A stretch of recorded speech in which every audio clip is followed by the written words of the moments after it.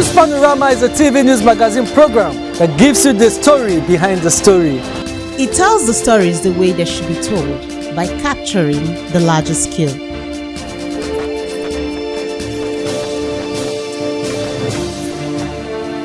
It deals with people's deep feelings on issues that, when brought to the fore, ultimately educates, informs, and entertains. News Panorama. Capture the larger scale.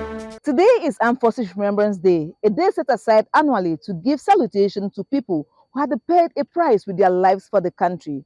Honoring foreign Nigerian heroes is vital for preserving national unity, boosting troop morale, and educating future generations on sacrifice, reinforcing values like courage and selflessness, and ensuring the sacrifices made for peace and security are never forgotten, while also highlighting the need to support serving personnel and veterans' families.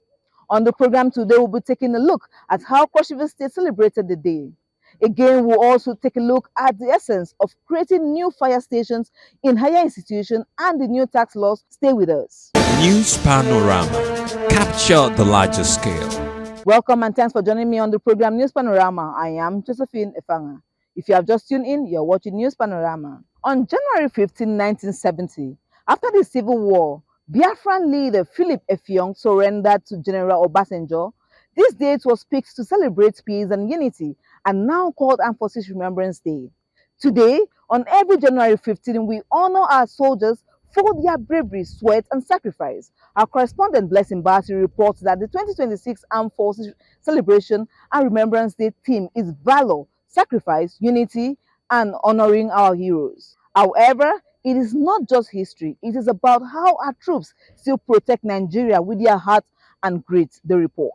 The 2026 Armed Forces Celebration and Remembrance Day was marked in Cross River State with a strong call to honor the courage, sacrifice, and unity of Nigeria's fallen heroes. The event, held in line with the 2026 theme, Valor, Sacrifice, and Unity, honoring our heroes, brought together government officials, military personnel, veterans, and their families to remember those who paid the ultimate price in the service of the nation. Speaking at the event, the State Governor Senator Basede Otu, represented by his Deputy Right Honorable Peter Ode, said the celebration was not just a routine ceremony. He explained that the day was set aside to honor fallen soldiers and remember the great sacrifice they made to protect Nigeria's peace, unity, and territorial integrity. The lesson we should take from this ceremony is that we remember our fallen heroes, remember those who have paid the supreme sacrifice for this country to be united, for this country to remain one. You know, a lot of people do not know the sacrifices that these people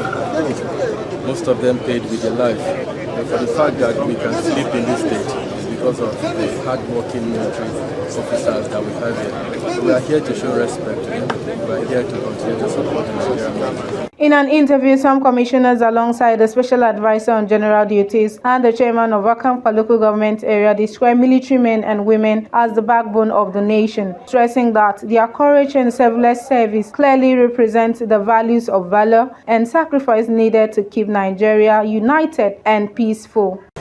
You know, Cross River State is one of the most peaceful states in Nigeria. And the government of the day is a government that runs all-inclusive governance. And so the widows, the legion, you know, even those who are dead are all remembered. Today we are to remember them. Because you strengthen them and give them the strength, the fortitude to continue bearing the loss. I'm highly honored to be part of this very auspicious event. And of course, for the Armed Forces Remembrance, the laying of ring, you know, that signify our honor to those military officers that have laid their life in the service of the country. It's a great honor to be here. This Nigerian military first for their consistency, for their gallantry, and commitment to the unity of Nigeria by way of protection of our lives and properties, and also ensuring that our territories are being protected. For me, this yearly ritual is symbolic because it encourages those who are serving today to continue to put in their best for the unity of Nigeria, for the protection of Nigeria as a nation. With the theme, valor, sacrifice, and unity, honoring our heroes. The state chairman of the Nigerian Legion, Comrade Daniel Ojukwu, and other retired officers drew attention to the difficulties faced by retired military officers after serving the country for over 35 years. He explained that many retirees struggle with poor welfare, lack of support, and inadequate care, urging government at all levels to do more to address their needs. The needs of the veterans, not getting their welfare as and when due. Many of them are bedridden, no medical care. While widows are handicapped, nothing for them. The orphans of the fallen heroes are moving along the street, no job for them. Even when they have graduated from university, no job for them. That's one of the challenges we have. Today is a day that is always set aside for us, the legionnaires who are living, to remember even our fallen heroes who have fought, who have paid the price, who gave up their life, denied themselves of pleasure of the world, and died for others to enjoy, just like they are enjoying these days. The Nigerian Federal Republic of Nigeria, it doesn't hold the retired soldier very well. Let the federal government, the state government have the knowledge to do something concerning retired soldiers. I'm so happy to my life to reach today, because this is the day that we observe. But the only thing where I want to beg government, they see about us, because where we suffer 16 ex-servicemen, they don't give us even this increment, they don't give us it. Well, this day means a lot to remember our fallen hero, fought to keep the pace, and what he did, to keep Nigeria one. Meanwhile, the state president of the Nigerian Military Wives of Fallen Heroes, Mrs. Deborah Tamono, and her secretary, Antonia Egbon, expressed concern that widows and families of fallen soldiers have been largely neglected. They treat us anyhow, and it's not fair. It's a crime for your husband to fight for the country and died, and you not be taken care of. It's not fair. Some of them, the children did not even know them. They went there and died just like that. Some of them, we didn't even see our husband's body. But they just left us like that. So please, we are crying out. Others who spoke appreciated the Nigerian military for their continuous efforts in safeguarding the country and maintaining national security, describing it as the ultimate sacrifice they could give. Remember those who laid their life for the protection of the unity of our country, Nigeria, we are enjoying today. Christ did it for us, and our legends, our fallen heroes did. But we that are alive are to always try to respect, emulate love, and see what we can do in terms of humanity. The 2026 Armed Forces Remembrance and Celebration Day serves as a call on Nigerians to keep alive the memories of these brave men and women by promoting peace, patriotism, and respect for those who continue to defend the nation at great personal risks. For CRBC News Panorama, Blessing Bassi reporting. While fire outbreaks remain a recurring threat across the country, several fire stations in many states are still non-operational or poorly equipped. Yet the federal government has announced plans to build fire stations in public tertiary institutions nationwide. Ifeoma Ekpeita takes a closer look at the abandoned state fire stations and the concerns surrounding the government's decision to prioritize new projects over reviving existing ones. The report. The federal government has announced plans to construct fire stations in public tertiary institutions across the country, a move aimed at strengthening emergency response and improving safety on campuses. According to government, the initiative is designed to ensure quicker response to fire outbreaks in densely populated learning environments where laboratories, hostels, and lecture halls pose high fire risk. However, this development is coming at a time when many existing fire stations across the state remain non-operational, poorly equipped, or completely abandoned. In Cross River State, for instance, the fire station is grappling with inadequate equipment, lack of functional fire trucks, and manpower shortages, challenges that have continued to limit its effectiveness in responding to emergencies. Speaking on the new development, some respondents expressed support for the federal government's plan, stating that fire outbreaks are unpredictable and often occur without warning. They noted that having fire stations within public tertiary institutions would ensure faster response time, reduce the extent of damage, and help protect lives and property, especially in hostels, laboratories, and other high-risk areas within campuses.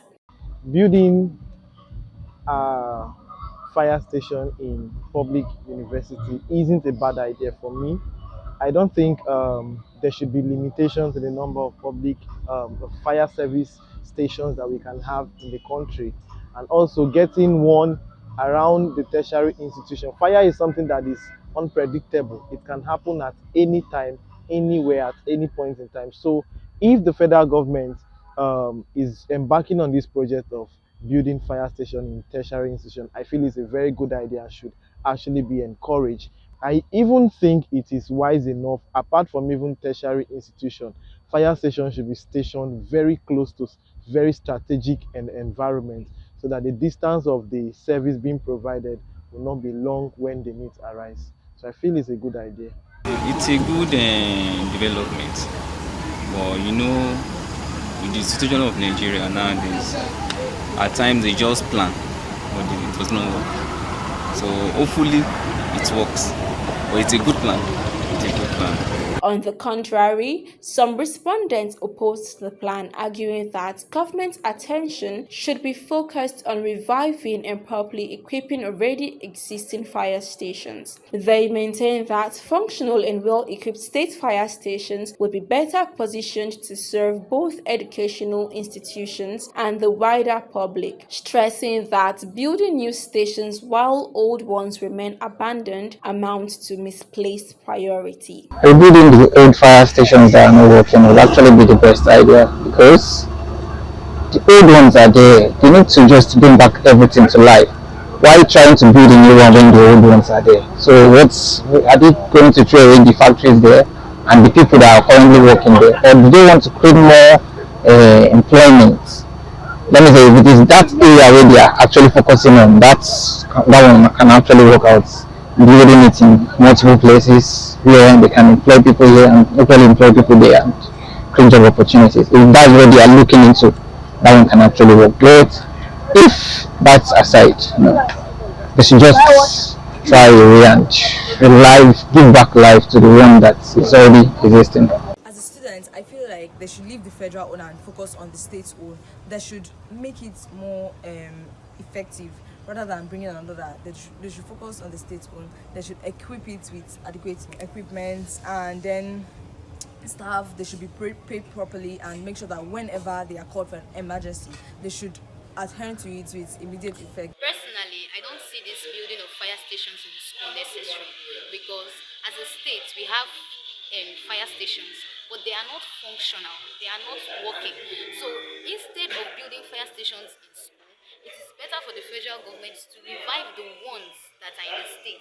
In case of any fire emergency, the school or anywhere can call the people in the fire service, the state fire service, to come in for rescue. Than building new fire stations in school, it is not necessary. As the federal government moves ahead with its plan, the debate continues over whether constructing new fire stations in public tertiary institutions is the most effective solution, or whether rehabilitating existing fire service infrastructure across the state would better address the country's fire emergency challenges. For CRBC News Panorama, Ifeoluwa Ekpe-Ita reporting. For the first time in more than a decade, the Nigeria's Naira is telling a different story, not one of steady decline, but one of cautious recovery. After 13 years of depreciation, the currency has begun to show signs of stability. As 2026 begins, the Naira is trading at 1,430.84 Naira to the US dollars, reflecting a 7.7% appreciation compared to this time last year. This marks the Naira's first annual gain since 2012. However, beyond the number lies a critical question. Can the renewed stability translate into tangible economic relief and sustainable growth for everyday Nigerians? Praise Chijoke tells us more, the report. In a historic shift for Africa's largest economy, the Nigerian Naira is staging a remarkable turnaround in the early 2026, opening the year at 1,430 Naira to the US dollar. This 7.7 year-on-year appreciation, following a 7.4 gain in 2025, marks a decisive break from a prolonged era of depreciation that saw the currency hit an all-time low of 1,717 Naira. The currency resurgence represents the most tangible early success of the Central Bank of Nigeria's aggressive policy pivot, which has engineered a dramatic convergence between official and parallel markets. Once separated by a gap exceeding 100 Naira, the spread has now narrowed to less than 20 Naira, a technical achievement signaling growing market confidence and reduced speculative activities. Many attributed this recent appreciation of the Naira to the president's economic plan, noting that his vision is focused on long-term growth rather than short gains. I wish to tell Nigerians that Tinubu is applying a very good economic system in this country. The economic system is applying, it's a long-term economic advantage and it will benefit everybody, even the poor. It takes time for those who know what the economic principle is. Reaction of the recent appreciation of the Naira have been mixed. While some Nigerians believe it could lead to reduction of prices of goods in the market, others say that the exchange rate movement does not necessarily translate to a lower price. Oh yeah, definitely.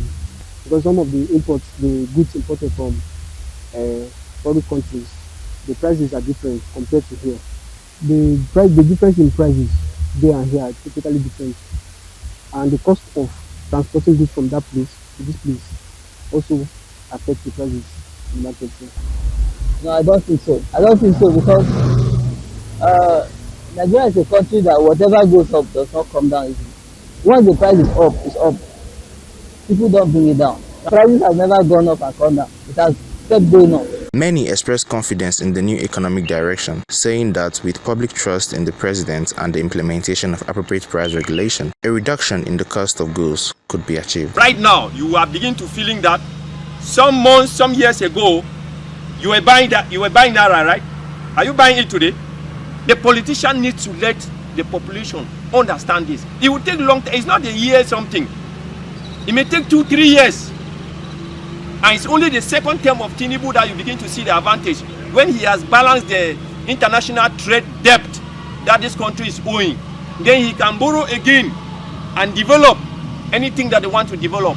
And any president that comes to this country, if he doesn't apply that economic system, he will fail. Dollar was sometimes very high. Is it high today? It's coming down. That is it. It will come down like this gradually. That's why I'm telling you that it's a long-term economic advantage.